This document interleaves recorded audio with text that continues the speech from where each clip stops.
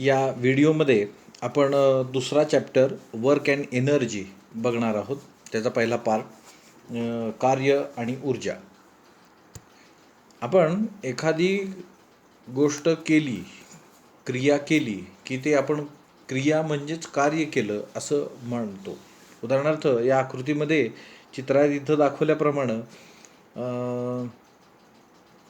ही मुलगी अभ्यास करते, होमवर्क करते. हा मुलगा चेंडू खेळतोय, टप्पा आपटून आपटून खेळतोय. ही मुलगी टी व्ही बघत बसलेली आहे आणि हा मनुष्य अंगावर ओझं उचलून तिथून जात आहे. In which of these picture work has been done. या सर्व क्रियांमध्ये कुणी कार्य केलेलं आहे आपल्यामध्ये आणि जनरल व्यवहाराच्या मते हे सगळे त्यांचे स्वतःचे क्रिया म्हणजेच कार्य करत आहेत. But from the scientific point of view, when do we said that no work has done. Scientific म्हणजेच फिजिक्सच्या दृष्टीनं यांच्यापैकी कोण कार्य करत नाही. कार्य म्हणजे काय? Generally any mental physical activity is referred as work. आपण सर्वसाधारण दैनंदिन जीवनामध्ये एखादी कुठली मेंटल म्हणजे ज्याला मेंदू आणि इतर प्रक्रिया चालतात त्यांना मेंटल वर्क म्हणतो. फिजिकल ॲक्टिव्हिटी केली, मेंटल वर्क म्हणजे ह्या दोघी जणी करतायत, फिजिकल वर्क म्हणजे हा करतोय. हे जनरल व्यवहाराच्या दृष्टीनं work is done. When we walk or run, the energy in our body is used to do necessary work. We say that the girl who is studying is working or performing work, but that is mental work. In physics, we deal with the physical work. Work has a special meaning in the physics. या ॲक्टिव्हिटीमध्ये ह्या मुली दोघीही mental work करत आहेत. मात्र फिजिक्सच्या दृष्टीनं work done म्हणजेच physical work झालं. एखादी वस्तू ॲप्लाय केलेल्या फोर्समुळे फोर्सच्या डायरेक्शनमध्ये जर मूव्ह होत असेल, डिस्प्लेस होत असेल तर आणि तरच वर्क डन फिजिक्सच्या दृष्टीनं म्हटलं जातं. Work is said to be done when a force applied on an object produces displacement of that object, or displacement takes place whenever force is applied. At that time only work is said to be done. Work is done by a force acting on an object.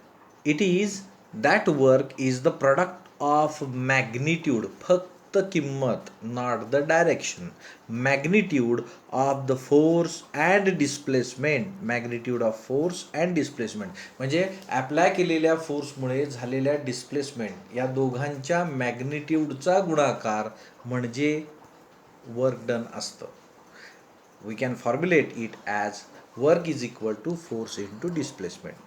हे calculate करायचं, formulate करायचं झालं तर या ठिकाणी ए हा object म्हणजे object A या ठिकाणी ठेवला आहे, त्याच्यावर एक्सटर्नल अनबॅलन्स्ड फोर्स ॲप्लाय केलं. फोर्स ही वेक्टर क्वांटिटी आहे म्हणून त्याच्या डोक्यावर असा ॲरो दिलेला आहे. ह्या ॲप्लाय केलेल्या फोर्समुळे फोर्सच्या डायरेक्शनमध्ये ह्या ऑब्जेक्टचं या बॉडीचं डिस्प्लेसमेंट झालं आहे ए या पॉईंटपासून बी या पॉईंटपर्यंत. त्या दोघांमधलं अंतर म्हणजे डिस्प्लेसमेंट ही आपल्याला एस या चिन्हाने मिळते. डोक्यावरचा ॲरो त्या व्हेक्टर क्वांटिटीज आहेत हे इंडिकेट करतात. मात्र यांचा वर्क डन कॅल्क्युलेट करताना आपण केवळ आणि केवळ त्यांची मॅग्निट्यूडच कन्सिडर करतो. Consider object in which the displacement of object म्हणजे एस ही डिस्प्लेसमेंट होती आहे of body in the direction of the force F applied on the object is shown in this figure. In case of work done, it can be calculated W is equal to force into displacement म्हणजेच magnitude of force into the magnitude of the displacement, that is distance traveled in the direction of applied force. Thus we can formulate W is equal to F into S, which can be given as work done by a force acting on a body is the product of magnitude of force and displacement of the body in the direction of force. म्हणजेच W is equal to F into S हा आपल्याला formula force into displacement मिळालं. आता त्याचं unit बघू आपण. Unit calculate करताना SI सिस्टीममध्ये फोर्सचं युनिट आहे न्यूटन आणि डिस्प्लेसमेंटचं युनिट आहे मीटर. म्हणून SI सिस्टीममध्ये फोर्सचं युनिट वर्क डनचं युनिट ह्याला आपण काय म्हणणार, newton metre. Thus the unit of work is the Newton meter. This is called as joule. यालाच जूल या शास्त्रज्ञाचे प्रत्यर्थ त्याला त्या युनिटला SI सिस्टीम मधल्या युनिटला जूल मीटर ह्याला न्यूटन मीटर याला जूल असं नाव दिलेलं आहे. मग आता 1 जूल ऑफ वर्क केव्हा म्हणता येईल, जेव्हा 1 न्यूटन ऑफ फोर्स 1 मीटर एवढं डिस्प्लेसमेंट त्या ऑब्जेक्टमध्ये प्रोड्यूस करत असेल तर त्यावेळेस घडून आलेलं वर्क हे 1 जूल इतकं असतं. Thus we can define this 1 joule as if a force of 1 Newton displaces 1 newton एवढं फोर्स जर डिस्प्लेसमेंट करत असेल of an object through 1 metre then in the direction of applied force, then the amount of work done is the 1 joule. म्हणजेच 1 joule is equal to 1 newton into 1 metre. तसंच CGS सिस्टीममध्ये आपण असं करू शकतो. 1 अर्ग त्याला CGS सिस्टीममध्ये फोर्सचं युनिट डाइन आहे, डिस्प्लेसमेंटचं युनिट आहे सेंटीमीटर, म्हणून वर्क डनचं युनिट डाइन सेंटीमीटर आहे. त्यालाच अर्ग या शास्त्रज्ञाच्या प्रत्यर्थ नाव दिलेले अर्ग. म्हणजे एक अर्ग केव्हा होईल वर्क, जेव्हा 1 डाइन एवढं फोर्स 1 सेंटीमीटर एवढं डिस्प्लेसमेंट त्या ऑब्जेक्टमध्ये ॲप्लाय केलेल्या फोर्सच्या डायरेक्शनमध्ये करत असेल तर. हे आपण पाठ करून उत्तर जे आपल्याला डिफाईनमेंट विचारल्यानंतर लिहायचे ते असं, if a force of 1 dyne displaces an object through 1 centimeter in the direction of the force, the amount of work done is 1 erg. In this way we can calculate the relationship in between joule and erg. Definition नुसार 1 जूलचा 1 newton into 1 metre राहील. 1 Newton म्हणजेच 10⁵ dine आहे आणि 1 centimetre म्हणजे 10⁵2 centimetres आहेत. म्हणून या कोइफिशियंट्सचा गुणाकार आहे म्हटल्यानंतर घातांकांची बेरीज, म्हणून 1 joule is equal to 10⁷ dyne centimetre. आता 1 joule is equal to 10 dyne centimetre म्हणजे काय आहे, डाइन सेंटीमीटर म्हणजेच काय असतं, 1 अर्ग असतं. म्हणून 1 जूल इज इक्वल टू 10⁷ अर्ग हे त्या दोघांच्या SI आणि CGS सिस्टीम मधल्या युनिट मधलं हे कोरिलेशन आहे.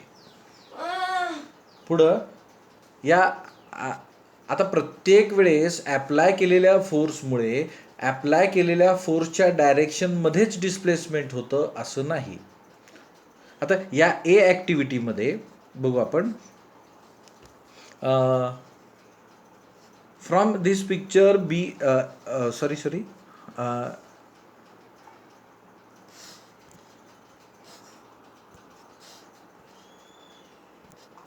ह्या A ॲक्टिव्हिटीमध्ये या मुलींनी या ठोकळ्यावर ॲप्लाय केलेल्या फोर्समुळे ऑब्जेक्ट A पासून B पर्यंत गेला, म्हणजे ॲप्लाय केलेल्या फोर्सच्या डायरेक्शनमध्येच डिस्प्लेसमेंट झाली. मात्र B आणि C या ॲक्टिव्हिटीमध्ये काय होते, ही मुलगी जेव्हा हे खेळणं ओढती त्यावेळेस ॲप्लाय केलेली फोर्सची डायरेक्शन अलॉंग द स्ट्रिंग दोरीच्या दिशेने, मात्र खेळणं असं वर जात नाही, ते काय होतं हॉरिझॉन्टली जातं. म्हणजे ॲप्लाय केलेल्या फोर्सची डायरेक्शन आणि डिस्प्लेसमेंटची डायरेक्शन वेगळी. जेव्हा एक कार दुसऱ्या कारला ओढत असती दोरीच्या दिशेने तर ॲप्लाय केलेल्या फोर्सची डायरेक्शन दोरीच्या दिशेने, तर गाडी मूव्ह होती रस्त्यावरून हॉरिझॉन्टली. म्हणजे अशा काही ॲक्टिव्हिटीज आहेत ज्यांच्यामध्ये प्रत्येक वेळेस ॲप्लाय केलेलं फोर्स हे त्या ऑब्जेक्टमध्ये त्याच डायरेक्शनमध्ये डिस्प्लेसमेंट प्रोड्यूस करत नाही. अशा वेळेस आपण ते मिळवण्यासाठी आपल्याला काय करावं लागतं, त्यांच्यामधला जो कोन आहे, म्हणजे या ठिकाणी अप्लाय केलेल्या फोर्सची डायरेक्शन ही आहे आणि ऑब्जेक्टचं डिस्प्लेसमेंट होतं आहे या दिशेने. अशा वेळेस त्यांच्यामध्ये जो कोन आहे त्या कोनाचा कोसाईन रेशो घ्यावा लागतो. ट्रिग्नॉमेट्रीमध्ये तुम्हाला होईलच. त्या कोसाईन रेशोमध्ये एखाद्या अँगलचा कॉस थिटा म्हणजे काय असतो, that is the base upon hypotenuse base. आता हा राईट अँगल ट्रायंगल आहे. या राईट अँगल ट्रायंगलमध्ये इथं राईट अँगल आहे, त्यामुळं हा त्याचा बेस झाला आणि हा झाला त्याचा हायपोटेनियस. हा बेस म्हणजे त्याची मॅग्निट्यूड F1 आहे आणि हायपोटेनियसची मॅग्निट्यूड F आहे. म्हणून कोसाईन रेशो आपल्याला F1/F अशी मिळते. म्हणजेच F1 ची मॅग्निट्यूड फोर्सच्या डायरेक्शनमध्ये, या F1 ची मॅग्निट्यूड फोर्सच्या डायरेक्शनमध्ये आपल्याला मिळेल, that is F cos theta. Okay, त्यामुळं आपण या ठिकाणी वर्क डन या कॅल्क्युलेट करू शकतो. W = F into cos theta into S, म्हणजेच W = FS cos थिटा. अशी आपल्याला या फॉर्म्युल्याच्या साहाय्यानं जर डायरेक्शन ऑफ वर्क आणि डायरेक्शन ऑफ फोर्स हे डायरेक्शन ऑफ डिस्प्लेसमेंट आणि डायरेक्शन ऑफ फोर्स हे वेगवेगळ्या दिशेने असतील तर आपण या फॉर्म्युल्याच्या साहाय्याने W = FS cos थिटा या चिन्हाने या सूत्राने काढू शकतो. या ठिकाणी प्रत्येक ठिकाणी थिटा त्यामध्ये असलेल्या कोनाची कोनाची किंमत जर बदलली तर त्याची कॉस थिटाची किंमत बदलते. कोनाची किंमत, थिटाची किंमत 0, 90 आणि 100 झाली तर कॉस थिटाची किंमत 1, 0 आणि -1 अशी होते. त्यावरून W = FS cos थिटा या सूत्रामध्ये जर या कॉस थिटाची किंमत भरली तर जर फोर्स आणि डिस्प्लेसमेंट एकाच दिशेत असेल तर W = FS ने आपल्याला मिळेल. जर ते 90 अंशाचा कोन त्यामध्ये असेल तर W = 0 मिळेल, कारण कॉस थिटाची किंमत 0 आणि कॉस थिटानी FS ला गुणल्यामुळं येणारी किंमत ही 0 येईल. फोर्सची आणि डिस्प्लेसमेंटची मॅग्निट्यूड कोणती का असना. त्यानंतर जर ते एकमेकांच्या विरुद्ध 180 अंशातून असतील तर कॉस थिटाची किंमत वजा, त्यामुळं येणाऱ्या प्रॉडक्टची किंमत मायनस येईल. अशा वर्कना पॉझिटिव्ह, झिरो आणि निगेटिव्ह वर्क असं म्हटलं जातं. बघा, पॉझिटिव्ह वर्क कशाला, Wien a body falls under the gravity, एखाद्या उंचावरून सोडलेली वस्तू जर पृथ्वीच्या दिशेने म्हणजे ग्रॅव्हिटीच्या दिशेने पडत असेल, then the work done by the body by the gravitational force due to the earth is positive. त्यावेळेस ती ऑब्जेक्ट पडत असतानाचं पृथ्वी त्याला ग्रॅव्हिटेशनल फोर्स खालच्या दिशेने ॲक्ट करते आणि ऑब्जेक्ट ही खालच्या दिशेने, म्हणजे दोघीही एकाच दिशेने ॲक्ट होणारे आहेत, त्यामुळे त्यांचं वर्क डन पॉझिटिव्ह येईल. When a worker climbs a staircase with some load on his head, the work done on the load by the force applied by the worker is positive. वरच्या दिशेने त्याला उचलून धरलेलं आहे आणि तो मूव्ह होतोय, त्यामुळे त्याच दिशेने त्याची डिस्प्लेसमेंट होतीये, म्हणून हे वर्क पॉझिटिव्ह येतं. निगेटिव्ह वर्क डन केव्हा, when a body is thrown upward as the body moves up, the work done on the body by the gravitational force due to the earth is negative. म्हणजे एखादी गोष्ट वरच्या दिशेने फेकली तर फेकलेल्या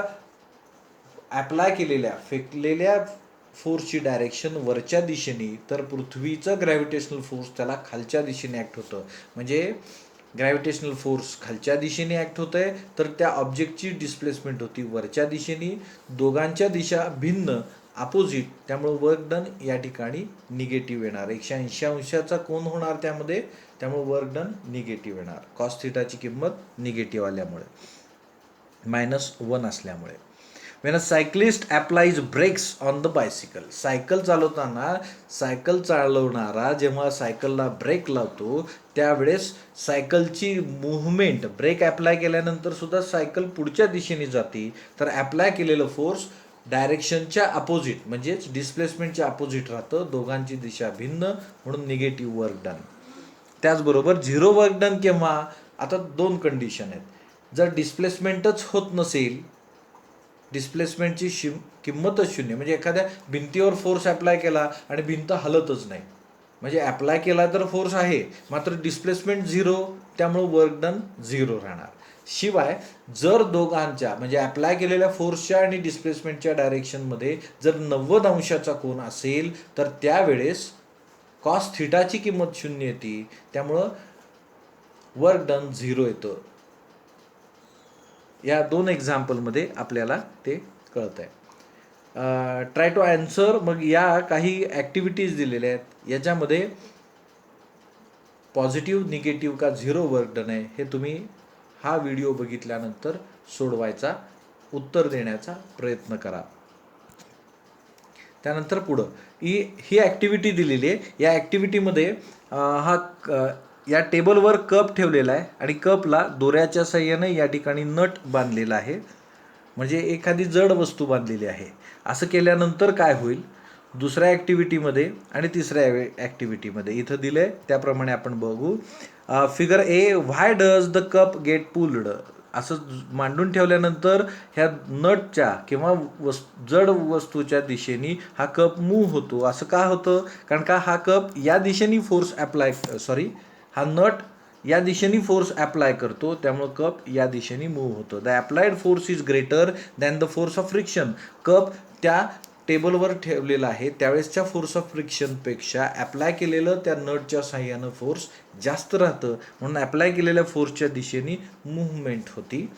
म्हणजे या ठिकाणी काय झालं? फोर्सची डायरेक्शन, डिस्प्लेसमेंटची डायरेक्शन सेम, त्यामुळे या ठिकाणी पॉझिटिव्ह वर्क झालेलं आहे. What is the relation between the displacement of the cup and force applied by the ruler? या ठिकाणी the direction of them are opposite. इथं पट्टी ठेवली मध्ये त्याच्या दरम्यान, तर काय होणार आहे? पट्टीला अडून राहील, म्हणजे पट्टी अपोजिट दिशेने आणि कप मूव्ह होत आहे अपोजिट डिरेक्शनने, त्यामुळे काय होतं? तो ऑब्जेक्ट मूव्ह होत नाही. In figure C, why doesn't the cup get displaced? आता या ठिकाणी पट्टी नाही, मात्र या कपाला या दिशेने आणि या दिशेने दोन्ही दिशेने सेम वजनाचे नट लावलेले आहेत, त्यामुळे काय होणार? या कपला या दिशेने आणि या दिशेने दोन्ही दिशेने सेम फोर्स ॲक्ट होणार. सेम फोर्स एकाच ऑब्जेक्टवर ॲक्ट होते आणि ते अपोजिट डिरेक्शनमध्ये आहे, म्हणजे काय होतं? त्यावर बॅलन्स्ड फोर्स ॲक्ट होते, त्यामुळं होणारं डिस्प्लेसमेंट हे झिरो राहतं. म्हणजे अप्लाय जरी फोर्स होत असलं तरी डिस्प्लेसमेंट होत नाही, त्यामुळे या ठिकाणी वर्क डन हे काय राहणार? झिरो राहणार. म्हणजे ए बी सी यामध्ये काय झालंय? कोणत्या प्रकारचा फोर्स आहे? ए मध्ये या दिशेने फोर्स अप्लाय होतोय, या दिशेने ऑब्जेक्ट मूव्ह होतोय, म्हणून पॉझिटिव्ह वर्क डन. दुसऱ्या दिशेत काय होतंय? दुसऱ्या ॲक्टिव्हिटीमध्ये कपवर फोर्स या दिशेने ॲक्ट होते, मात्र पट्टी या दिशेने फोर्स अप्लाय करते, त्यामुळं पट्टीमुळं अडल्यामुळं काय झालंय? डिस्प्लेसमेंट व्हायची थांबली, म्हणून वर्क डन झिरो आहे. आणि सी मध्ये सुद्धा काय होते? दोन्ही दिशेनी सेम फोर्स ॲक्ट होत असल्यामुळं ऑब्जेक्टमध्ये डिस्प्लेसमेंटच नाही, त्यामुळे काय झालेलं आहे? वर्क डन झिरो झालेलं आहे. In the 3 actions above, what is the relation between the applied force and the displacement? Unbalanced force produces displacement in object. इथं बॅलन्स आहे, त्यामुळे ते डिस्प्लेस करत नाही. या ठिकाणी पट्टी आणि ऑब्जेक्टची डायरेक्शन फोर्स एकमेकांना अपोजिट आहेत, त्यामुळे काय झालेलं आहे? इथं डिस्प्लेसमेंट होत नाही. म्हणजे जेव्हा अनबॅलन्स्ड फोर्स एखाद्या ऑब्जेक्टमध्ये ॲक्ट होतं तेव्हाच ते डिस्प्लेसमेंट प्रोड्यूस करतं.